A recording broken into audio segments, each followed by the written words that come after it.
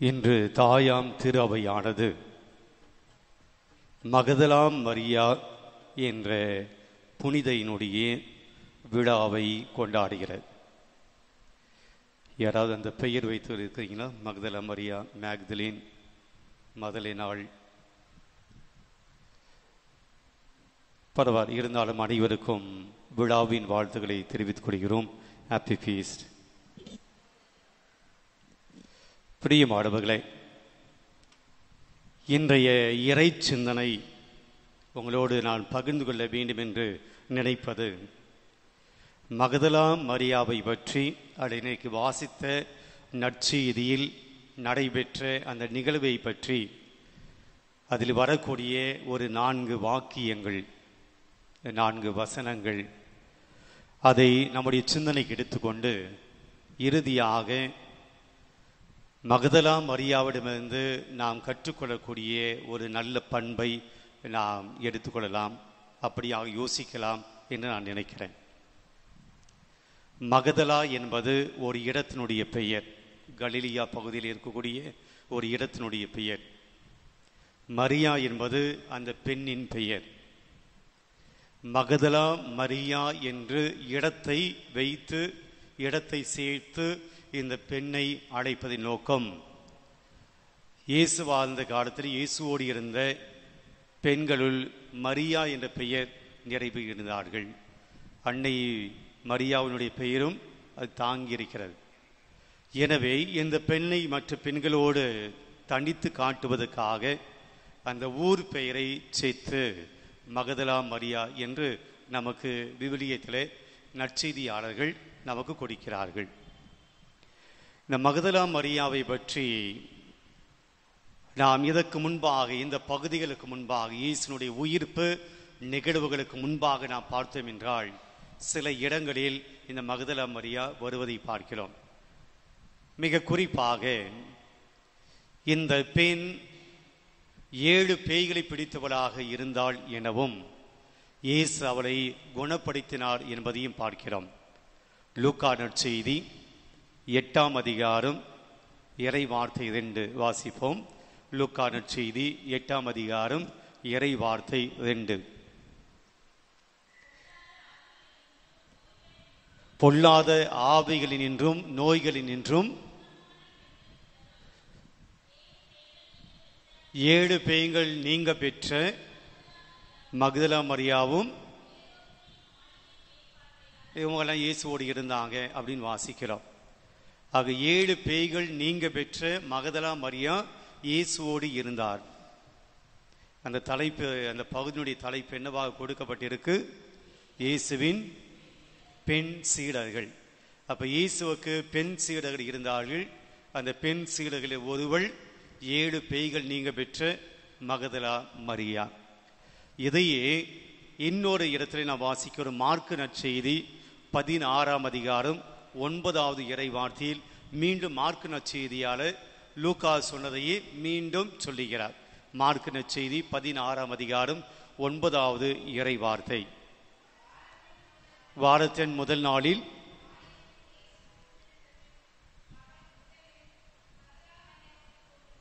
முதலில் மகதலா மரியாவுக்கு தோன்றினார். அவளிடம் இருந்துதான் அவர் 7 பேய்களை ஓட்டியிருந்தார். அப்போ மகதலா மரியாவை பற்றி சொல்லுகிற போது, ஆண்டவர் இயேசு இவளிடம் இருந்த தீ ஆவிகளை ஓட்டியதாக விவிலியத்திலே நாம் பார்க்கிறோம். பெண் சீடர்களில் ஒருவராக இருந்தார் என்பதை பார்க்கிறோம். அந்த பகுதியில் நம்ம கீழே படித்தோம் அப்படின்னா, இவர்கள் தங்களிடம் இருந்த உடைமைகளை எல்லாம் இயேசுவினுடைய பணிக்காக செலவு செய்தார்கள். தங்களுடைய உடைமைகளை விற்று இயேசுவுக்கு பணிவிடை செய்தார்கள் அப்படின்னு பார்க்கிறோம். தங்களிடம் இருந்த உடைமைகளை தந்து இயேசுவுக்கு பணிவிடை செய்தார்கள். கல்வாரி மலையிலே அன்னை மரியாவோடு இருந்தவள் மகதலா மரியா. கல்வாரி மலையில யோவானை தவிர மற்ற எல்லா சீடர்களும் ஓடிட்டாங்க. ஆனால் பெண்களாக இருந்தவர்கள் அன்னை மரியா, மகதலா மரியா, சலோமி, இவளெல்லாம் இயேசுனுடைய கல்வாரி மலையிலே இருந்தார்கள். அந்த பெண்களில் ஒருவர் மகதலா மரியா. அது பின்பாக இயேசுனுடைய உயிர்ப்பு நிகழ்வுகள், அதை நாம் இன்னைக்கு வாசித்தோம். ஆக பிரியமானவர்களே, இந்த மகதலா மரியாவிடம் இருந்து இன்றைய நற்செய்தி பகுதியிலே வரக்கூடிய ஒரு 4 காரியங்களை நாம் சிந்திப்போம். முதல் காரியம், இருள் நீங்கும் முன்பே மகதலா மரியா எங்கு சென்றாள்? கல்லறைக்கு சென்றாள். இன்னைக்கு வாசித்த வாசகமானது யோவான் நற்செய்தி 20ஆம் அதிகாரம் இறை வார்த்தை 1 மற்றும் 11 முதல் 18 முடிய பிரியமானவர்கள் அந்த பகுதியை தான் வாசித்தோம். ஆக முதல் வசனத்தில் நாம் பார்க்கிறோம், இருள் நீங்கும் முன்பே மகதலா மரியா கல்லறைக்கு சென்றார். ஏன் கல்லறைக்கு போனாள்? இயேசுவை பார்ப்பதற்காக. பிரியமான முதல் செய்திதான், இருள் நீங்கும் முன்பே, விடிவதற்கு முன்பாகவே, விடியலுக்கு முன்பாகவே, பகல் பொழுது வருவதற்கு முன்பாகவே அன்னை மன்னிக்கணும் மகதலா மரியா யாரை தேடி போனாள்? இயேசுவை தேடி போகிறாள். இன்றைக்கு இந்த வசனத்தை நம்முடைய வாழ்க்கைக்கு எடுத்துக்கொள்வோம். ஒரு நாள் துவங்கிய பின்பு நாம் எப்போது கடவுளை தேடுகிறோம்? சில பேர் தேடுவதே கிடையாது, அது வேற விஷயம். ஒரு நாள் துவங்க முன்பு, துவங்குகிற போது கடவுளை நாம் எப்போது தேடுகிறோம்? மகதலா மரியா அந்த நாள் விடிவதற்கு முன்பாகவே, விடிய காலையிலேயே, இருள் நீங்கும் முன்பே அவள் இயேசுவை தேடினாள். இன்னைக்கு முதல் செய்தி இதுவாகத்தான் நான் பார்க்கிறேன். ஒரு நாள் துவங்குவதற்கு முன்பாகவே நாம் யாரை தேடுகிறோம், எதை தேடுகிறோம், எதை செய்கிறோம்? The first act of the day, என்னுடைய நாளினுடைய முதல் துவக்கம், நான் துவங்குகிற அந்த நாளுடைய முதல் செயல், முதல் காரியம் யாருக்கு, எதற்கு, எப்படி? இன்னைக்கு பல பேர் நான் மனசாட்சி தொட்டு பார்க்கிற போது என்னுடைய நாள் முதல் காரியம், முதல் செயல் கடவுளுக்காக இல்லை, கடவுளுடைய காரியமாக கிடையாது. அது பல காரியங்கள் நம்ம சொல்லலாம். 5 பைசாவுக்கு உபயமில்லாத குட் மார்னிங் மெசேஜ், காலையில் பெட்லியே எல்லாருக்கும் குட் மார்னிங் மெசேஜ், செல்ஃபோன், காலையிலே நாம் வாட்ஸ்அப், காலையிலே யூடியூப், அல்லது சில பேர் காலையிலே சமையல் அறை, காலையிலே உணவு சமைப்பது. The first act of the day, ஒரு நாளுடைய முதல் துவக்கம் என்னவாக என் வாழ்க்கையிலே வைக்கிறேன்? என் முதல் நாள், அந்த நாளினுடைய முதல் செய்தியாக, முதல் காரியமாக அல்லது முதல் நபராக யாரை வைக்கிறேன்? என் புருஷனுக்கு சாப்பாடு செய்யணும், அதான் முதல் காரியம். என் பிள்ளைகளுக்கு சாப்பாடு செய்யணும், அதான் முதல் காரியம். என் பிள்ளைகளுக்கு முதல்ல காஃபி கொடுக்கணும், அதான் முதல் காரியம். என் வீட்டை பெருக்கணும், அதான் முதல் காரியம். மகதலா மரியா விடிய காலையில ஆண்டவரை தேடினாள், ஆண்டவரை தேடினாள், ஆண்டவரை தேடி போனாள். பிரியமானவர்களே, பல சமயத்தில் அந்த முதல் செயல் கடவுளுக்காக நான் கொடுக்கிற போது அந்த நாள் ஆசீர்வதிக்கப்படுகிறது. அந்த முதல் நாளிலே அந்த முதல் மணித்துளியிலே நான் எடுக்க போகிற எல்லா காரியத்தையும் ஆண்டவரை கரத்திலே நான் ஒப்பு கொடுத்து அந்த நாளை துவங்குகிற போது ஆண்டவர் நம்மோடு இருந்து வழி நடத்துகிறார். நாளுடைய அந்த முதல் துவக்க மணி, அது நீங்கள் 5 மணிக்கு எழுந்தாலும் சரி, 4 மணிக்கு எழுந்தாலும் சரி, 3 மணிக்கு எழுந்தாலும் சரி, சில பேர் 10 மணிக்கு தான் எழுந்திருப்பாங்க, இருந்தாலும் பரவாயில்ல, எழுந்தாலும் சரி, எழுந்தவுடன் நான் யாருக்கு முக்கியத்துவம் கொடுக்கிறேன்? நான் காலையில் ஆண்டவருக்கு முக்கியத்துவம் கொடுக்கிற போது நான் கடவுளை நான் ஏற்றுக்கொள்கிறேன். ஐ ரெக்கக்னைஸ், என் வாழ்க்கையில் கடவுள் தேவை என்பதை நான் உணர்கிறேன். கடவுளுடைய உதவி எனக்கு வேண்டும் என்பதை நான் நம்புகிறேன். இந்த உலகத்தில் என்னால் எல்லாம் செஞ்சிட முடியாது. இன்னைக்கு நடக்க போகிற எல்லா காரியங்களும் என்னுடைய அறிவினால், என்னுடைய பலத்தினால், என்னுடைய திறமையினால், என்னுடைய சக்தியினால் செஞ்சிட முடியாது. ஆண்டவரே, உம்முடைய உதவி எனக்கு வேணும். காலையில நான் உன்னை தேடுறேன், காலையில உங்களுடைய உதவி கேட்கிறேன். நான் கடவுளை நம்புகிறேன். இந்த நாளில் நான் எடுக்கப் போகிற எல்லா முயற்சிகளும் கடவுளுடைய உதவியோடு நான் செய்ய போகிறேன்.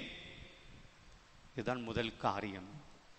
ஆக மகதலா மரியா காலையில் எழுந்தவுடன், விடிய காலையில் இருள் நீங்க முன்பாகவே அவள் ஆண்டவரை தேடியது போல இன்றைக்கு நமக்கு அந்த எண்ணம் வர வேண்டும், அந்த செயலில் நாம் இறங்க வேண்டும். இதுதான் முதல் செய்தி. இரண்டாவது, அவள் கல்லறைக்கு ஓடுகிறாள். ஓடி அங்கே நிற்கிறாள், கல்லறைக்கு வெளியே நிற்கிறாள். கல்லறையை குனிந்து பார்க்கிறாள். அங்கே ஒரு வசனம் வருகிறது, கல்லறைக்கு வெளியே நின்று கொண்டு அழுது கொண்டு இருந்தாள். அழுது கொண்டு இருந்தாள். அப்படி எங்களெல்லாம் அழ சொல்றீங்களா ஃபாதர்? காலையில் எழுந்தவர்களெல்லாம் மகதலா மரியா போல அழச் சொல்கிறீர்களா? இல்லை, நான் சொல்ல வரக்கூடிய செய்தி வேறு. மகதலா மரியா எதற்காக அழுதாள்? ஏன் அழுதாள்? இயேசுவை காணவில்லை, இயேசு அங்கு இல்லை என்பதற்காக அழுதாள். பிரியமானவர்களே, நாம் எதற்காக அழுது கொண்டிருக்கிறோம்?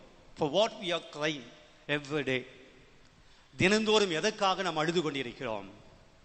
எல்லாம் எனக்காக, என் குடும்பத்துக்காக, என் பிள்ளைகளுக்காக, என் பிரச்சனைகளுக்காக, என் கவலைகளுக்காக, என்னுடைய தோல்விகளுக்காக, என்னுடைய ஏமாற்றத்துக்காக நான் அழுது கொண்டிருக்கிறேன். My cry is not for Jesus. நான் இயேசுவுக்காக அழுவதில்லை. நான் இயேசுவை தேடுவதற்காக அழுவதில்லை. இயேசுடைய காரியங்களுக்காக நான் அழுவதில்லை. இயேசுடைய செயல்களுக்காக நான் அழுவதில்லை. இயேசுவாக வாழ வேண்டும் என்பதற்காக நான் அழுவதில்லை. I cry for myself. நான் எனக்காக அழுகிறேன். என் தேவைகளுக்காக நான் அழுகிறேன். என்னுடைய பற்றாக்குறையை நினைத்து அழுகிறேன். என்னுடைய பிரச்சனைகளை நினைத்து அழுவுகிறேன். I don't cry for Jesus. நான் இயேசுக்காக அழுவதில்லை. பிரியமானவர்களே, இயேசுக்காக அழுதவர் நிறைய பேர் இருக்கிறார்கள். எருசலேம் பெண்கள் இயேசுக்காக சிலுவை சுமந்து செல்கிற போது இயேசுக்காக அழுதாங்க. என் வாழ்க்கையில நான் இயேசுக்காக அழ முடியுமா? அப்படின்னா என்னது ஃபாதர்? அழுகை என்பது அன்பின் அடையாளம். அழுகை என்பது அன்பை வெளிப்படுத்தக்கூடிய அடையாளம். ஆக இன்னைக்கு நான் இயேசுவுக்காக என் அன்பை வெளிப்படுத்துகிறேனா? என் குழந்தைக்காக அழுகிறேன், ஏன்னா என் குழந்தை நான் அன்பு செய்கிறேன். என் மனைவிக்காக நான் அழுகிறேன், அழுவதில்லை, சும்மா சொல்கிறேன். என் மனைவிக்காக அழுகிறேன், என் மனைவி அன்பு செய்கிறேன். என் கணவனுக்காக அழுகிறேன், ஏன்னா என் கணவனை அன்பு செய்கிறேன். எனக்காக நான் அழுகிறேன் என்ற நான் என்னை அன்பு செய்கிறேன். அப்போ அழுவது என்பது அன்பின் அடையாளம். அப்ப இயேசுவுக்காக அழ வேண்டும். அப்படி என்றால் இயேசுவை நான் அன்பு செய்கிறேனா? Do I love Jesus? அழக்கூடிய அளவுக்கு அன்பு செய்கிறேனா? அன்பு செய்கிறேன், ஆனால் அழக்கூடிய அளவுக்கு அன்பு செய்கிறேனா? என் குழந்தைக்கு சின்ன அடிபடிச்சு, பள்ளிக்கூடத்துலேருந்து ஃபோன் வருது, உங்கள் குழந்தைக்கு அடிபடிச்சு, அப்படி ஜாலியாக போவீங்களா? அப்படி நிதானமாக போவீங்களா? பரவாயில்ல, அனுப்பிச்சு வைங்க, நான் பார்த்துக்கிறேன், அப்படி இருப்பீங்களா? அடிச்சு பிடிச்சி ஓடுறோம் இல்லைங்களா? அழுது கொண்டே ஓடுகிறோம் இல்லையா? அல்லவா? ஏன்? அன்பு. அது பக்கத்து வீட்டில் ஒருவனுக்கு அடிபடிச்சு, சும்மா செய்தி வருகிறது, பக்கத்து வீட்டில் ஒருத்தருக்கு அடிபட்டு இருக்கு, அவங்களோடு பேசுவோம், பழகுவோம். ஆனால் குழந்தைக்கு அடிபட்டு ஓடுவதை போல நாம் அவருக்கு ஓடுவதில்லை. ஏன்னா என் குழந்தை அன்பு செய்வது போல நான் அவரை அன்பு செய்வதில்லை, இல்லையா? அன்பு இருக்கு, ஆனால் குழந்தை அன்பு செய்வது போல அவரை அன்பு செய்வதில்லை. எனக்கு கடல் மேல் அன்பு இருக்கு, ஆனால் என் குழந்தையை அன்பு செய்வது போல நான் ஆண்டவரை அன்பு செய்ய முடியுமா? என் குழந்தைக்காக அடித்து பிடித்து ஓடுகிறேனே, அந்த அளவுக்கு நான் ஆண்டவரை அன்பு செய்ய முடியுமா? Do we cry for Jesus? இயேசுவுக்காக நாம் அழ முடியுமா? இயேசுவுக்காக என் முழு அன்பை வெளிப்படுத்த முடியுமா? மகதலா மரியா அழுதாள், இயேசுவுக்காக அழுதாள். இயேசு இல்லையே, காணவில்லையே என்று அழுதாள். மூன்றாவது, மகதலா மரியா இன்றைக்கு இயேசுனுடைய உடலை இங்கு தேடுகிறாள். அங்கே இயேசு நிற்கிறார். இயேசு அவளை பார்த்து கேட்கிறார், ஏனம்மா அழுகிறாய்? அப்போது மகதலா மரியா என்ன சொல்கிறாள்? என்ன சொல்றாங்க இயேசுவை பார்த்து? என் ஆண்டவரை காணவில்லை, யாரோ எடுத்துக்கொண்டு போயிட்டாங்க, என் ஆண்டவரை காணவில்லை. அடுத்து சொல்கிறார், ஒருவேளை நீங்க பார்த்தீங்கன்னா சொல்லுங்க, நான் போய் எடுத்து செல்வேன். நான் போய் இங்க யாராவது இறந்து போன பிணத்தை தேடி போவீங்களா? இறந்து போன பிணத்தை தேடி போவீங்களா? கல்லறைக்கு போவோம், அங்க அந்த சடலம் இல்லை, யாராவது தேடுவீங்களா? இறந்து போன அந்த சடலம் காணவில்லை, எங்கேயாவது இருந்தால் சொல்லுங்க, நான் போய் அதை எடுத்துக்கிறேன், அதை நான் தூக்கி செல்வேன், எடுத்து செல்வேன். இறந்து போனவர்களை யாராவது தேடி போவோமா? வீட்டுக்கு வராத கணவனை பற்றியே நமக்கு கவலை இல்லை இல்லையா? இறந்து போன உடலை தேடி, இறந்து போன சடலத்தை தேடி நாம் எங்கே தேடி போவோம்? அவள் சொல்லுகிறாள், சொல்லுங்க எங்கே வச்சிருந்தா நான் போய் எடுத்துக்கிறேன், இறந்து போன இயேசுவின் உடலை நான் எடுத்துக்கொள்கிறேன். பிரியமானவர்களே, எந்த அளவுக்கு அந்த மகதலா மரியா இயேசுவை தேடி போயிருப்பாள். அந்த இயேசுனுடைய உடம்பு எங்கேயாவது போயிடக்கூடாது, நான் வச்சுக்கிறேன், என்னுடைய பாதுகாப்பில் நான் அடக்கம் செய்கிறேன், நான் அதை பார்த்துக்கிறேன். மரியாளுடைய பேர் அன்பு, மகதலா மரியாளுடைய அளவில்லாத அன்பு இயேசுவின் மீது. நான்காவதாக இயேசு தான் யார் என்பதை வெளிப்படுத்துகிறார். இயேசு சொல்கிறார், நீ போய் சீடர்கிட்ட சொல்லு, நான் உயிர்த்தெழுந்து விட்டேன், போய் சீடர்கிட்ட சொல்லு. பிரியமானவர்களே, சீடர்கள் கூட உயிர்த்த ஆண்டவரை முதல்ல பார்க்கல, ஆனா யார் பார்த்தது? மகதலா மரியா பார்த்தாங்க. நான் உயிர்த்தெழுந்து விட்டேன் என்ற செய்தியை போய் சீடர்களிடம் சொல்லுங்க. அதனால தான் மகதலா மரியாவுக்கு இன்னொரு பெயர் வச்சிருக்காங்க, திரு அவை, திருத்தூதர்களின் திருத்தூதர். என்ன அர்த்தம்? The apostles of apostles. திருத்தூதர் 12 பேர் இருந்தாங்க இல்லையா? ஒருத்தர் போயிட்டாரு, 11 பேர் இருக்காங்க இல்லையா? அவர்களுக்கே ஆண்டோடைய நற்செய்தியை கொண்டு போனவள் யார்? உயிர்ப்பின் நற்செய்தியை கொண்டு போனவள் யார்? மகதலா மரியா. அதனால் தான் திருத்தூதர்களின் திருத்தூதர் என்று மகதலா மரியாவுக்கு பேர் வச்சிருக்காங்க. பிரியமானவர்களே, ஆண்டவர் கொடுத்த உயிர்ப்பின் நற்செய்தியை முதலில் அறிவித்தவள் மகதலா மரியா. அது யாருக்கு? திருத்தூதர்களுக்கு. இன்னைக்கு மகதலா மரியாவை போல திருத்தூதை, ஆண்டவருடைய செய்தியை அறிவிக்கக்கூடிய அந்த பணியை நாம் எந்த அளவுக்கு செய்ய முயற்சிக்கிறோம்? நமக்கெல்லாம் பைபிள் படிக்கதே கஷ்டமா இருக்கு, பைபிள் வாசிப்பதே கஷ்டமாக இருக்கு, அது நமக்கு நேரமில்லை. நான் இங்கே நற்செய்தி அறிவிப்பவனாக மாறப்போகிறேன். மகதலா மரியாவை போல நற்செய்தி எடுத்து சொல்லவர்களாக நான் மாறப்போகிறேன். நான் வாழக்கூடிய சூழ்நிலையில் இயேசு பற்றி 2 வார்த்தை என்னால் பேச முடியுமா? இயேசு பற்றி 2 வார்த்தை அடுத்தவங்களுக்கு சொல்ல முடியுமா? ஐயோ, அது பேசினா நமக்கு வம்பு, அவர் பேசினா நமக்கு பிரச்சனை, நாம எதுக்கு என்று நாம் வாழ்ந்து கொண்டிருக்கிறோம். மகதலா மரியா நற்செய்தி அறிவித்தாள். இந்த 4 காரியங்கள். 1, விடியற் காலையில் ஆண்டவரை தேடுவோம், எழுந்தவுடன் ஆண்டவரை தேடுவோம். 2வது, என்னுடைய தேவைகளுக்காக, என்னுடைய பிள்ளைகளுக்காக, என்னுடைய உற்றார் உறவினர்களுக்காக நான் அன்பை செலுத்துகிறேன், நல்லதுதான். ஆனால் அதை விட மேலான அன்பை நாம் யாருக்கு கொடுக்க வேண்டும்? கடவுளுக்கு கொடுக்க வேண்டும், கடவுளுடைய காரியங்களுக்கு கொடுக்க வேண்டும். 3வது, இயேசுனுடைய உடலை தேடி செல்ற, இயேசுவை தேடி சென்றது போல இன்னைக்கு ஆண்டவரை தேடி செல்கிறோமா? மகதலா மரியா இறந்த உடலை தான் தேடினாள். பிரியமானவர்களே, இன்னைக்கு ஆண்டவர் இயேசு உயிருள்ள உடலாகிய நற்கருணையை நமக்கு அனுதினமும் கொடுக்கிறார். தேடி வருகிறோமா? மகதலா மரியா இயேசுவை தேடி போனாள், உயிர் இல்லாத இயேசுவை தேடி போனாள். ஆனால் உயிருள்ள வாழக்கூடிய நற்கருணை ஒவ்வொரு நாளும் திருப்படியிலே கடவுள் தன்னை கொடுக்கிறார், உயிரோடு கொடுக்கிறார், வாழும் தெய்வமாக கொடுக்கிறார். என்னை உண்பவன் ஒருபோதும் சாகான் என்று தன்னுடைய உணவை கொடுக்கிறான். இந்த உணவை தேடி நாம் எத்தனை பேர் வருகிறோம்? ஞாயிற்றுக்கிழமை வாங்கினா போதும், ஞாயிற்றுக்கிழமை ஒரு வேளை நன்மை வாங்கினா போதும் இருக்கிறோம். மற்ற 6 நாட்கள் 3 வேளை சாப்பிடுகிறோம், வயிற்றுக்கு 3 வேளை சாப்பிடுகிறோம். ஆனால் ஆன்மாவுக்கு மட்டும் வாரத்தில் 1 நாள் போதும். பிரியமானவரே, ஆண்டு சொல்கிறார், உடலை கொள்வோருக்காக அஞ்ச வேண்டாம், ஆன்மாவை கொள்வோருக்காக அஞ்சுங்கள். உடலை விட ஆன்மா மேலானது. But we always give food to our physical body. வயிற்றுக்கு உணவு கொடுப்பதை ரொம்ப கவனமாக இருக்கிறோம். எந்த கடையில் பிரியாணி நல்லா இருக்கும், நல்லது. ஆனால் நற்கருணை உயிருள்ள ஆண்டவர் நமக்கு கொடுக்கிறார். நற்கருணையாக தினந்தோறும் நடக்கிறது. தினந்தோறும் திருப்பலி ஆண்டு வருகிறார்.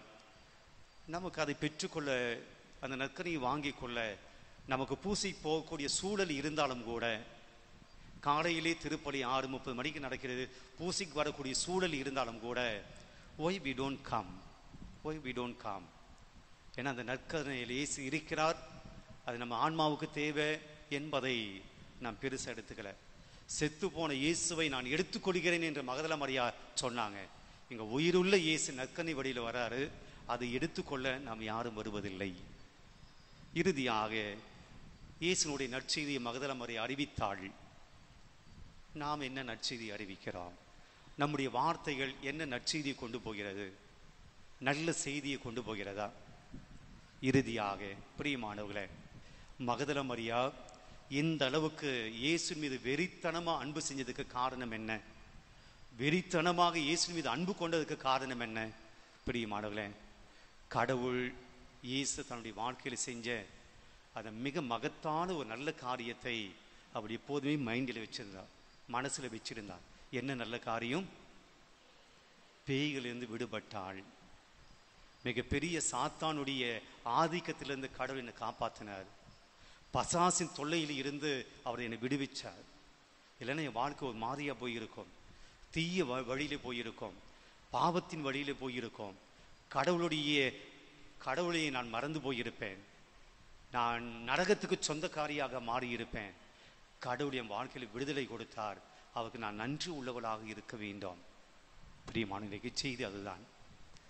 நாம் எந்த அளவுக்கு கடவுள் நம்முடைய வாழ்க்கையில் செய்த நன்மைத்தனங்களுக்கு நன்றி உள்ளவர்களாக இருக்கிறோம்.